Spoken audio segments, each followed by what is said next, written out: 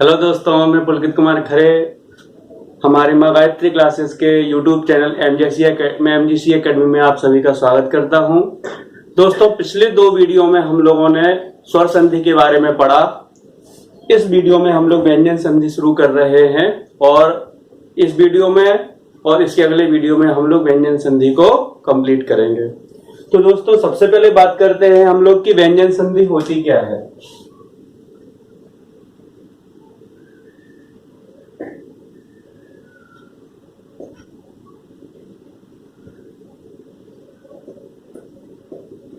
दोस्तों, सबसे पहले जब हम लोगों ने पहला वीडियो बनाया था संधि का, तो उसमें हमने आप लोगों को बताया था कि दो समीपवर्ती वर्णों के मेल से जो परिवर्तन होता है या विकार उत्पन्न होता है उसे संधि कहते हैं। हमने आप लोगों को बताया था कि संधियां जो हैं वो तीन प्रकार की होती हैं, स्वर संधि, व्यंजन संधि और विसर्ग संधि। हमने स्वर संधियां कंप्लीट कर ली हैं। आज हम लोग व्यंजन संधि पढ़ेंगे। हमने आपको बताया था कि व्यंजन संधि में तीन नियम आप लोगों को ध्यान रखना है, मतलब तीन परिस्थितियां व्यंजन संधि में बन सकती हैं। कौन कौन सी परिस्थितियां बन सकती हैं उसमें आप लोग पहले वो समझ लीजिए। पहली परिस्थिति इसमें यह बन सकती है कि यदि मान लीजिए कि हमारा जो जिन वर्णों का मेल हो रहा है उसमें मान लीजिए कि पहला वर्ण व्यंजन हो और मिलने वाला दूसरा वर्ण भी व्यंजन हो, तो वहां पर व्यंजन संधि होगी। यानी मिलने वाले दोनों वर्ण हमारे व्यंजन होंगे तो वो हमारी व्यंजन संधि के अंतर्गत ही आएगा। इसमें दूसरी कंडीशन हमारी ये हो सकती है कि पहला वर्ण व्यंजन हो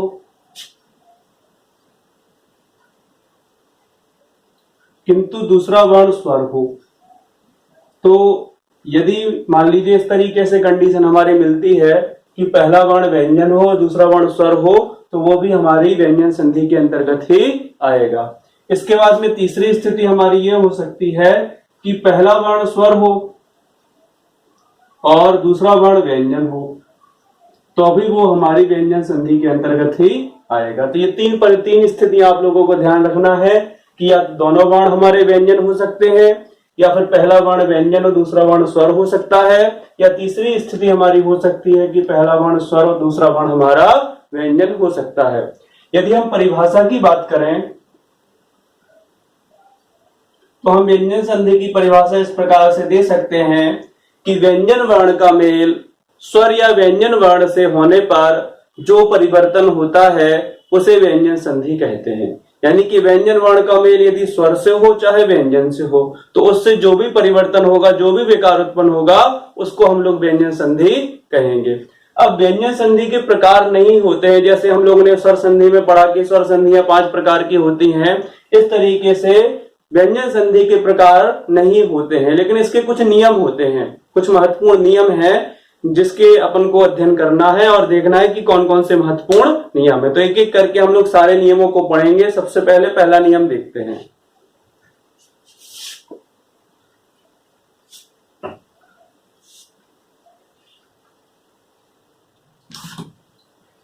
दोस्तों, सबसे पहले आपको व्यंजन संधि में पहला नियम शुरू करने के पहले आपको एक बात पता होना चाहिए। आप लोगों को व्यंजनों की अच्छी तरीके से जानकारी होना चाहिए। यदि आप लोगों ने वर्णमाला का हमारा वीडियो नहीं देखा हो तो आप लोग उसको जरूर देखें, क्योंकि जब तक आप लोगों की वर्णमाला अच्छी तरीके से कंप्लीट नहीं होगी तब तक आप लोग संधियों को अच्छी तरीके से नहीं समझ पाएंगे। तो आपको सारे व्यंजनों के बारे में पता होना चाहिए, तभी आप लोग व्यंजन संधि को अच्छी तरीके से समझ पाएंगे। कुछ बातें आप लोगों को मैं समझाता हूं, फिर एक एक करके हम लोग नियम शुरू करेंगे। देखिए, सबसे पहले आप लोगों को पता होना चाहिए कि हमारे जो स्पर्श व्यंजन होते हैं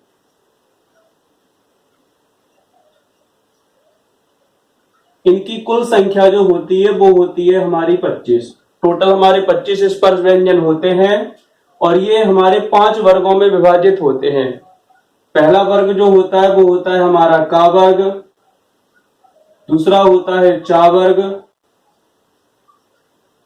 तीसरा होता है टा वर्ग,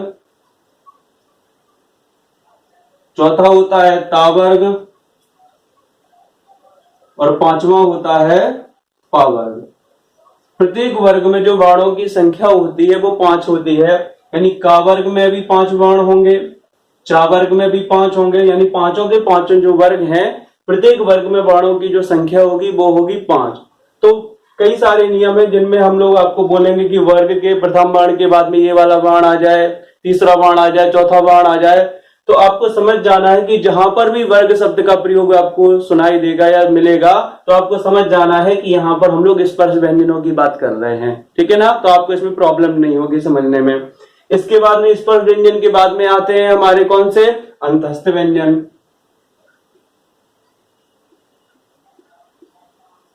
अंतस्थ व्यंजनों की जो कुल संख्या होती है वो हमारी 4 होती है। कौन कौन से होते हैं, या, रा, ला, वा।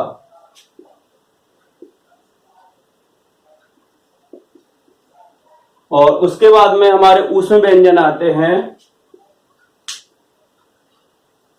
ऊष्म व्यंजनों की संख्या भी 4 होती है।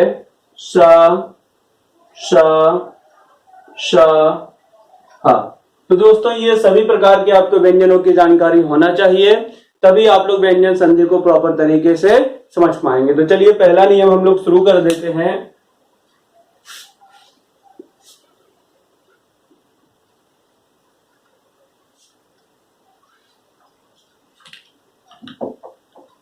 दोस्तों हम आपको सूत्र रूप में लिखेंगे और भाषा आप लोगों को पढ़ के सुनाएंगे। क्योंकि देखिए भाषा इसकी पहले आप लोग सुनिए कि किसी वर्ग के पहले वर्ण का मेल किसी स्वर अथवा किसी वर्ग के तीसरे चौथे वर्ण अथवा अंतस्थ व्यंजन से हो तो पहला वर्ण अपने ही वर्ग के तीसरे वर्ण में परिवर्तित हो जाता है। इसको हम लोग एक सूत्र रूप में लिखेंगे, शॉर्ट फॉर्म में। आप लोग उसको अगर लिखना चाहें तो आप लोग लिख लीजिएगा। सबसे पहले बात उन्होंने क्या कही है, किसी वर्ग का पहला वर्ण, यानी कि सबसे पहला जो मिलने वाला जो वर्ण होगा वो पहला कौन सा होगा, पहला वर्ण होगा वर्ग का। तो यहां पर हम लिखेंगे पहला वर्ण। किसी भी वर्ग का हो सकता है। अभी हम लोगों ने 5 वर्गों की बात करी ना, उसमें से किसी भी वर्ग का हो सकता है। यहां पर बात हो रही है पहले वर्ण की। तो पहला वर्ण हो, उसके बाद में अब इसका मेल काय काय से हो, पहले वर्ण का जो मेल हो या तो वो किसी स्वर से हो, जो हमारे स्वरों की संख्या 11 होती है, 11 में से हमारा कोई भी स्वर आ सकता है, तो स्वर आ जाए कोई, या फिर आ जाए किसी वर्ग का तीसरा चौथा वर्ण, यानी कि या तो आ जाए तीसरा वर्ण या फिर आ जाए चौथा वर्ण या आ जाए अंतस्थ व्यंजन।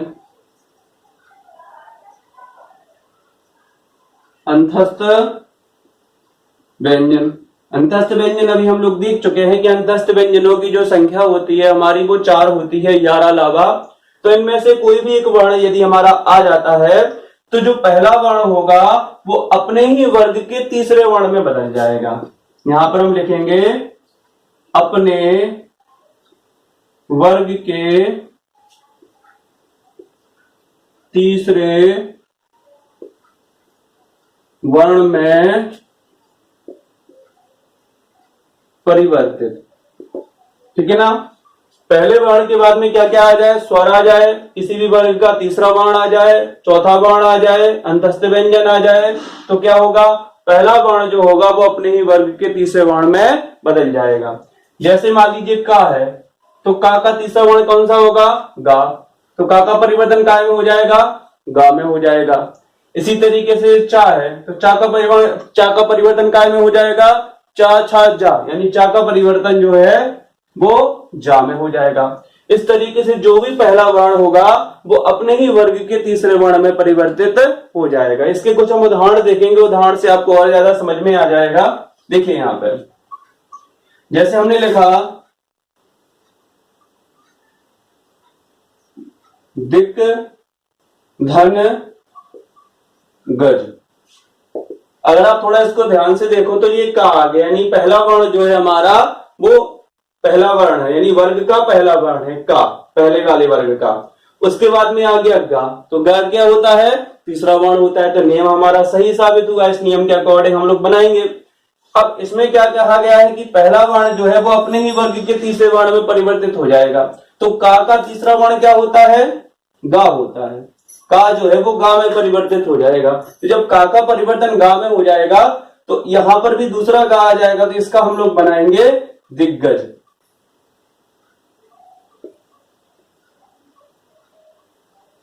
दिग्गज इस तरीके से बन जाएगा। दिक धन गज बराबर क्या बन जाएगा, दिग्गज बन जाएगा, क्योंकि इस का परिवर्तन भी का में हो गया, गा में हो गया। और आधे का को हम इस तरीके से लिखते हैं, इसके नीचे हलंत लगा हुआ है, यानी कि गा हमारा आधा है, इसके साथ में स्वर नहीं है, तो जिसके साथ स्वर नहीं होता है तो हम आधे गा को इस तरीके से ही लिखते हैं। उसके बाद में गज इसमें था ही साथ में, तो गज को हम बाद में जोड़ देंगे, तो दिग धन गज बराबर हो गया दिग्गज। कुछ और उदाहरण हम लोग देखेंगे तो उससे आपको और अच्छे से समझ में आ जाएगा। दोस्तों कुछ और उदाहरण हम लोग देखते हैं, जैसे हम लोगों ने लिखा दिक धन अंत, इसका हम लोग बनाएंगे, कैसे बनेगा। फॉर्मूले में हमने देखा कि पहले वर्ण के बाद में स्वर भी आ सकता है, तो इसमें क्या आ गया, स्वर आ गया, तो का परिवर्तन भी अपने वर्ग के तीसरे वर्ण में परिवर्तित हो जाएगा। का परिवर्तन अपने ही वर्ग के तीसरे वर्ण में हो जाएगा। आपको ये दिमाग में रखना है कि कौन से वर्ग का तीसरा वर्ण कौन सा होता है, पहला वर्ण कौन सा होता है, सब कुछ आपको जानकारी बहुत अच्छे से होनी चाहिए। तो का परिवर्तन कहां पर हो जाएगा, गा में हो जाएगा। अब दोस्तों एक बात याद रखिए कि हमने जो पिछला वाला उदाहरण देखा था उसमें यहां पर स्वर नहीं था, और जब यहां पर स्वर नहीं था तो गा कैसा आया था, आधा आया था। लेकिन जब यहां पर स्वर है तो वो स्वर हमारा गा के साथ में जुड़ जाएगा, तो यहां पर हम आधा गा नहीं लिखेंगे, ये वाला स्वर गा में जुड़ जाएगा, तो गा क्या हो जाएगा, पूरा हो जाएगा। और इसके ऊपर अनुस्वार है तो वो अनुस्वार गा के ऊपर आ जाएगा, तो यहां पर हो जाएगा दिगंत, दिग्धन अंत बराबर हो जाएगा हमारा दिगंत। ठीक है ना। कुछ और उदाहरण हम लोग देखते हैं, जैसे हमने लिखा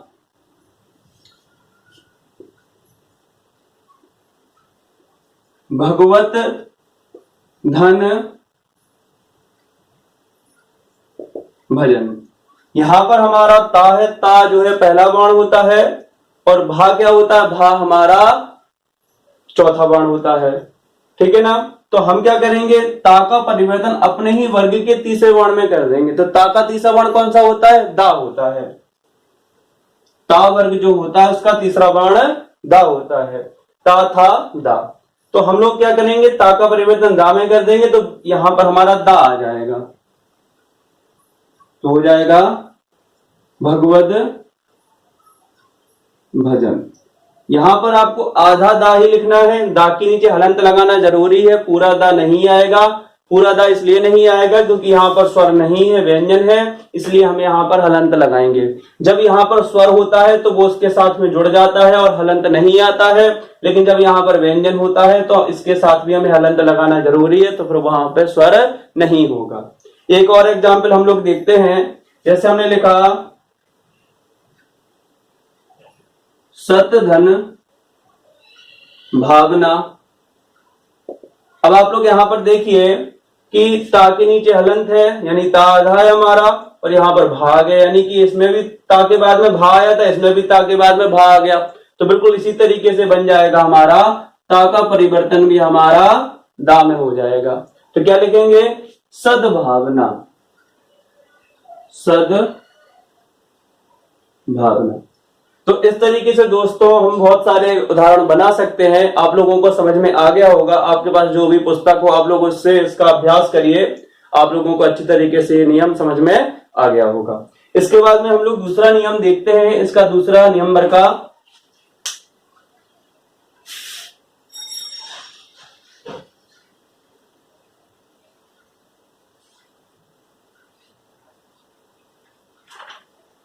दूसरा नियम इस प्रकार से है, पहले आप लोग भाषा सुनिए, फिर हम लोग उसका फॉर्मूले रूप में लिखेंगे। यदि किसी वर्ग के पहले वर्ण के पश्चात कोई नासिक वर्ण आए, नासिक वर्ण का मतलब क्या होता है, कोई भी पांचवा वर्ण आ जाए, पांचवा वर्ण जो होता है उसको हम नासिक वर्ण भी बोलते हैं। तो यदि नासिक वर्ण आ जाएगा तो पहला वर्ण अपने वर्ग के नासिक में बदल जाएगा। अपने वर्ग के नासिक में बदल जाएगा का मतलब होता है अपने वर्ग के पांचवें अक्षर में बदल जाएगा। इसको फॉर्मूले रूप में हम लोग लिखेंगे, फिर उसको समझेंगे कि इसका मतलब क्या है। सबसे पहले बात क्या कही है उन्होंने, नियम नंबर 2 हो जाएगा हमारा। सबसे पहले उन्होंने कहा है पहला वर्ण, और पहले वर्ण के बाद में कौन कौन से वर्ण हमारे आ सकते हैं, कोई नासिक वर्ण हो, कोई भी नासिक वर्ण। आप लोगों को पता होना चाहिए कि प्रत्येक वर्ग का जो पांचवा वर्ण होता है उसको हम लोग नासिक वर्ण भी कहते हैं। तो आप लोग नासिक वर्ण भी लिख सकते हो या फिर आप यहां पर ब्रैकेट लगा के पंचमाक्षर भी लिख सकते हो।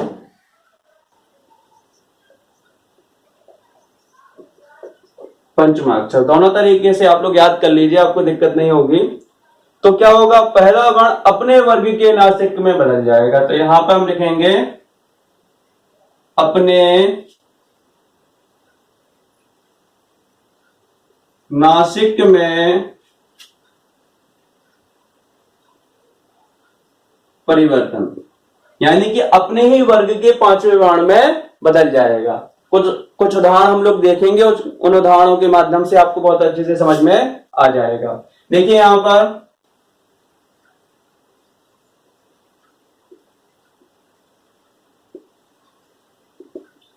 वाक धनमुख, यहां पर आप लोग देखोगे कि का जो है वो पहला वर्ण है वर्ग का, और मा जो है वो पांचवा वर्ण है यानी कि नासिक वर्ण है।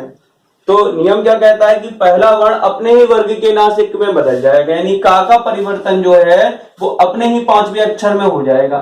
तो जो का वर्ग होता है इसका पांचवा वर्ण क्या होता है, अंगा होता है।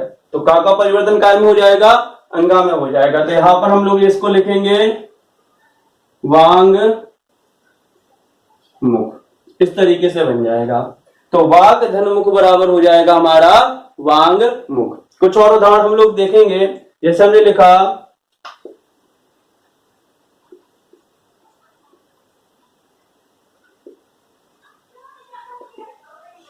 सट धन मुख, टा हमारा पहला वर्ण है और इसके बाद में नासिक वर्ण आ गया, तो टा का परिवर्तन अपने ही वर्ग के नासिक वर्ण में हो जाएगा। तो टा का जो पंचम वर्ण होता है यानी कि नासिक वर्ण होता है वो होता है अड़ा। तो टा का परिवर्तन अड़ा में हो जाएगा, यहां पर हो जाएगा क्षण मुख। सट धनमुख बराबर हो जाएगा क्षण मुख। और उदाहरण देखते हैं हम लोग, जैसे हमने लिखा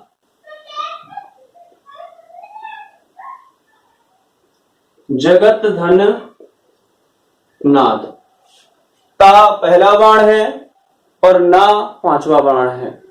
तो जो ता है इसका परिवर्तन अपने वर्ग के पांचवें वर्ण में हो जाएगा। तो जो ता वर्ग होता है इसका पांचवा वर्ण होता है ना, तो ता का परिवर्तन यहां पर ना में हो जाएगा। तो यहां पर हमारा बन जाएगा जगन्नाथ। जगत धननाथ बराबर जगन्नाथ। तो दोस्तों बस आपको इस नियम में इतना याद रखना है कि किसी भी वर्ग के पहले वर्ण के पश्चात किसी भी वर्ग का पांचवा वर्ण यानी कि नासिक वर्ण यदि आ जाएगा तो जो पहला वर्ण होगा वो अपने ही वर्ग के नासिक वर्ण में परिवर्तित हो जाएगा। तो ये दूसरा नियम हो गया हमारा। इसके बाद में हम लोग तीसरा नियम देखते हैं।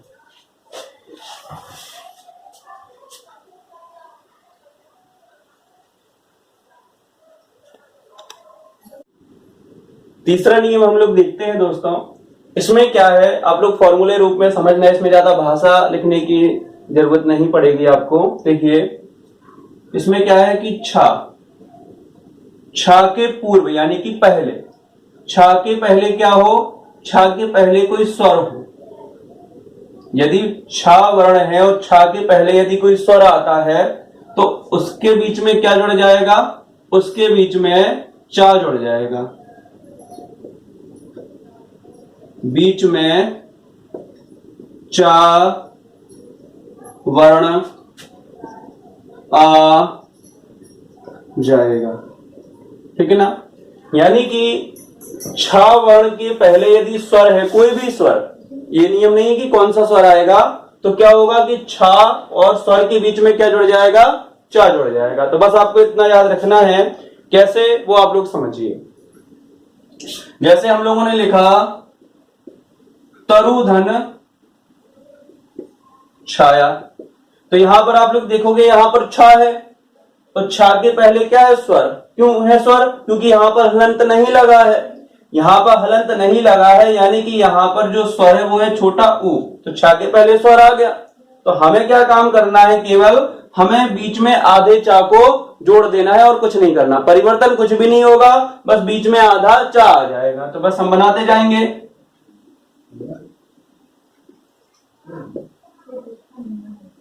तरु छाया, तो तरु धन छाया बराबर क्या हो जाएगा, तरु छाया हो जाएगा। इसी तरीके से कुछ उदाहरण हम लोग और बनाएंगे। जैसे हम लोगों ने लिखा परिधन छेद, यदि हमने परिधन छेद लिखा तो यहां पर भी बीच में चा जुड़ जाएगा, बहुत सिंपल है। तो हम लोग बनाएंगे इसका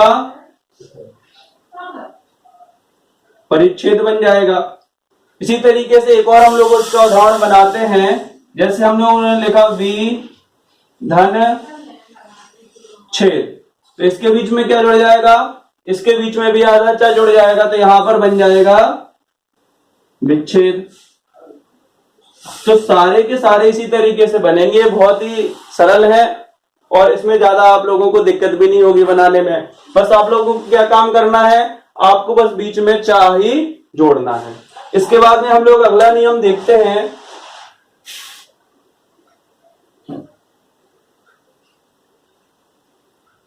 अगले हैं हमारे ता संबंधी नियम। चौथा नियम हो जाएगा हमारा ता संबंधी नियम।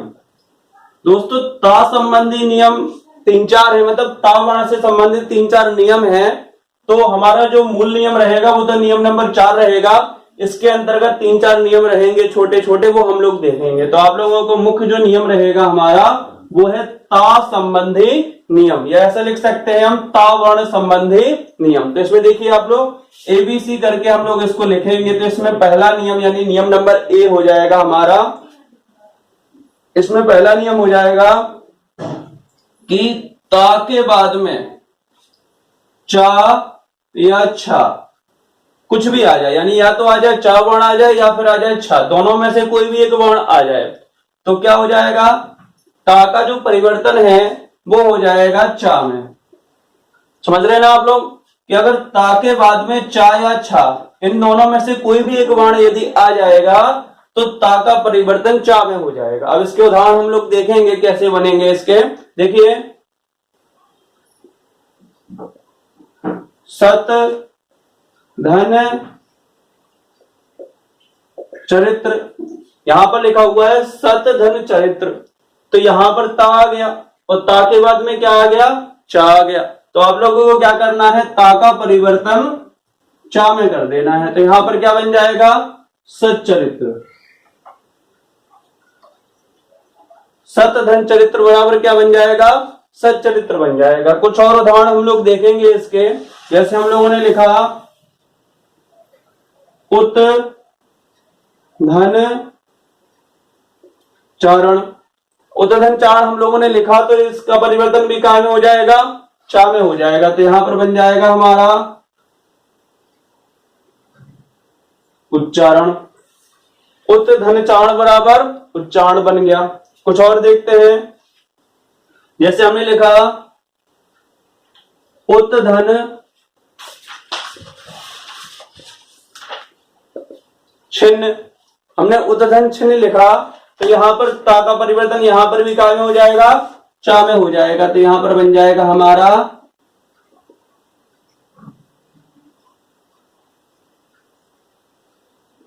उच्छिन्न। समझ में आ गया होगा आप लोगों को कि जब भी ता के बाद में चा या छा वर्ण यदि आ जाएगा तो ता का परिवर्तन चा में हो जाएगा। ये बात आप लोगों को ध्यान रखना है। इसके बाद में ता संबंधी हम लोग दूसरा नियम देखते हैं।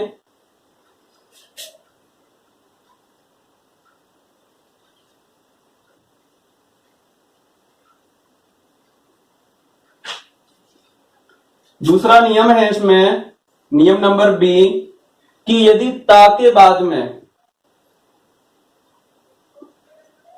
जा या झा आ जाए, यानी या तो आ जाए जावर्ण या आ जाए झावर्ण, दोनों में से कोई भी एक यदि वर्ण आ जाएगा तो ता का परिवर्तन जो है वो जा में हो जाएगा।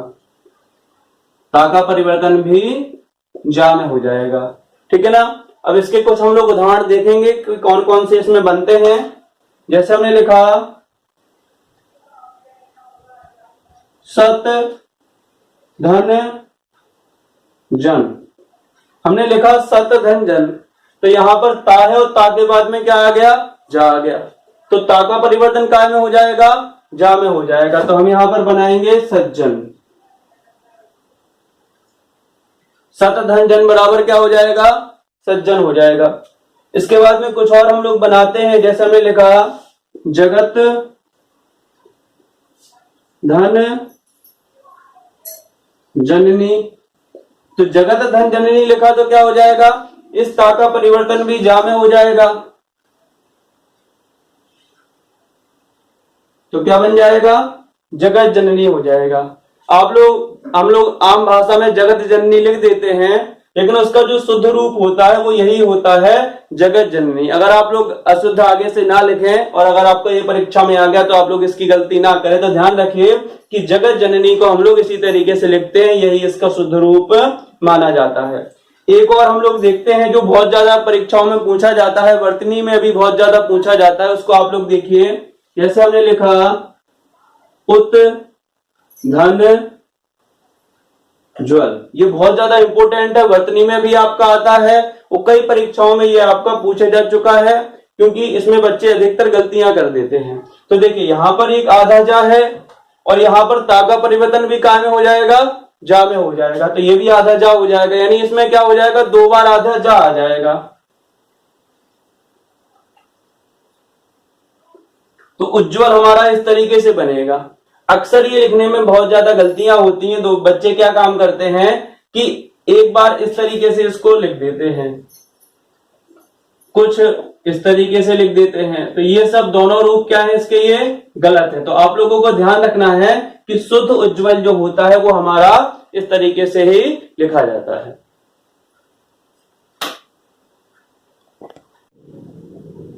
दोस्तों ता संबंधी जो हमारा तीसरा नियम है, नियम नंबर सी, उसको देखिए आप लोग कि अगर ता वर्ण के पश्चात टा या ठा, या तो आ जाए टा वर्ण या फिर आ जाए ठा वर्ण, तो क्या होगा, ता का परिवर्तन भी टा में हो जाएगा। इसके कुछ हम लोग उदाहरण देखते हैं यहां बगल में।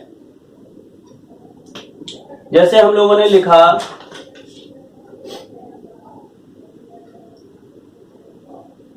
तत धन टीका, तो ता का परिवर्तन भी कहां में हो जाएगा, टा में हो जाएगा। तो हम यहां पर बनाएंगे इसको, तो हो जाएगा तट टीका, ठीक है ना।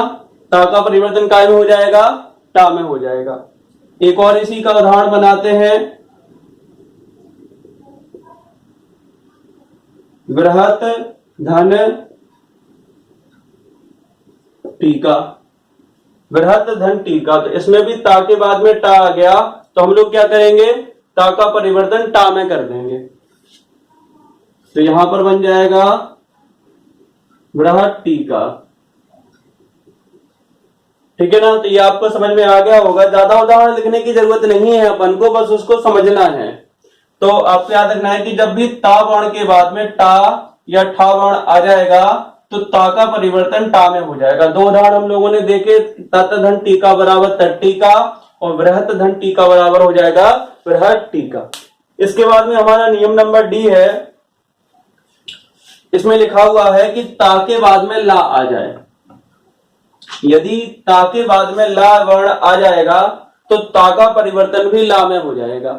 इसके कुछ हम लोग उदाहरण देखेंगे किस तरीके से ता का परिवर्तन ला में होता है। देखते हैं कुछ उदाहरण हम लोग। जैसे हमने लिखा तत धन लीन, ये तत धन लीन लिखा हुआ है, तो हम यहां पर क्या करेंगे, ता का परिवर्तन भी ला में कर देंगे, यहां पर ता का परिवर्तन ला में हो जाएगा, तो इसका क्या बनेगा, तल्लीन। इस तरीके से बन जाएगा, तत धन लीन बराबर तल्लीन बन जाएगा। एक और उदाहरण हम लोग देखते हैं। जैसे हमने लिखा उत धन लास, तो यहां पर भी ता का परिवर्तन ला में हो जाएगा, तो यहां पर क्या बन जाएगा, उल्लास बन जाएगा।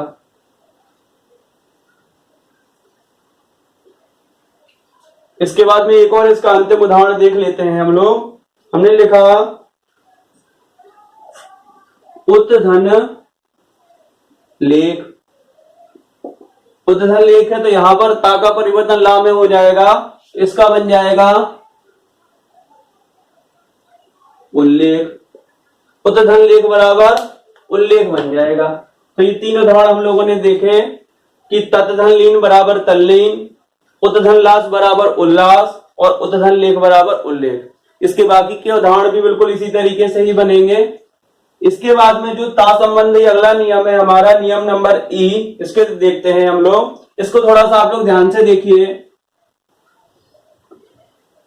इसमें दोनों वर्णों में परिवर्तन हो रहा है इस वाले नियम में।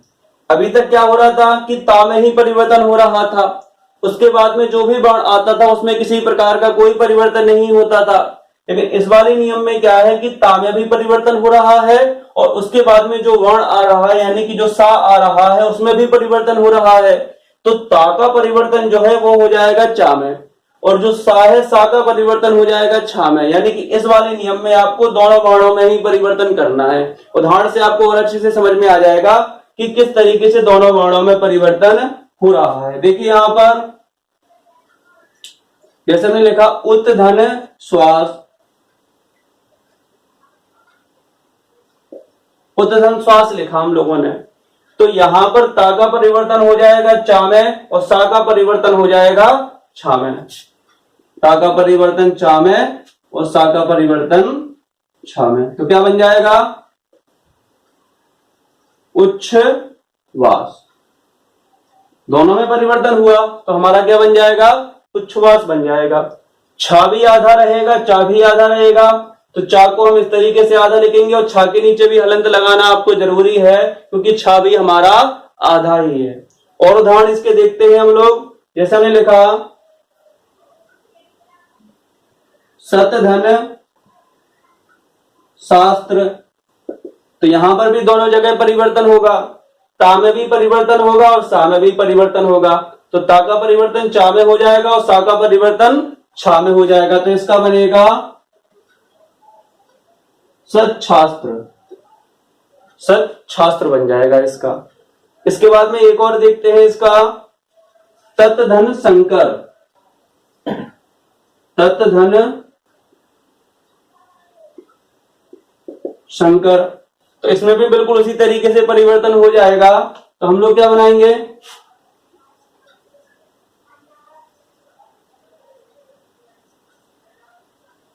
तत्शंकर, सा का परिवर्तन हो जाएगा छा में और ता का परिवर्तन हो गया चा में और इसके ऊपर जो अनुस्वार है वो छा के ऊपर आ जाएगा। तो हमारा बन जाएगा तत्शंकर।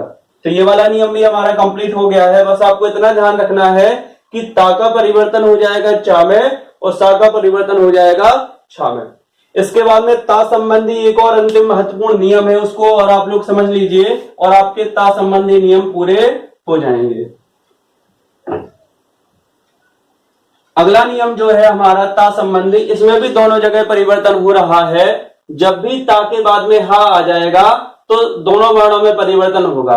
ता का परिवर्तन हो जाएगा दा में और हा का परिवर्तन हो जाएगा धा में। दोनों वर्णों में ही यहां पर परिवर्तन होगा। इसके कुछ हम लोग उदाहरण देखते हैं। जैसे हमने लिखा तत् धन हित, तो यहां पर हम दोनों जगह परिवर्तन करेंगे। ता का परिवर्तन करेंगे दा में और हा का परिवर्तन जो है वो हम लोग धा में करेंगे। तो यहां पर हो जाएगा तद्धित।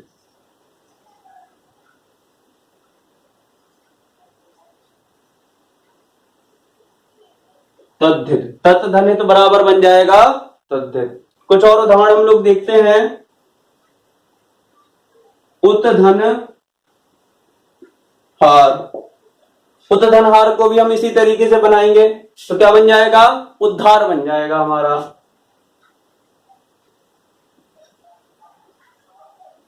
उद्धार, उत धन हार बराबर उद्धार। एक और उदाहरण हम लोग देखते हैं इसका,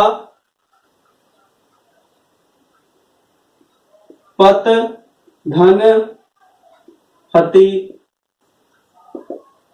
तो यहां पर भी दोनों जगह परिवर्तन होगा। ता का परिवर्तन भी होगा और हा का परिवर्तन भी होगा। तो यहां पर बन जाएगा हमारा पद्धति। तो बस आप लोगों को इस नियम में बस इतना याद रखना है कि जब भी ता के बाद में हा वर्ण आएगा तो ता का परिवर्तन जो है वो दा में हो जाएगा और हा का परिवर्तन जो है वो था में हो जाएगा। तो दोस्तों ता संबंधी हमारे जो नियम थे वो हमारे कंप्लीट हो चुके हैं।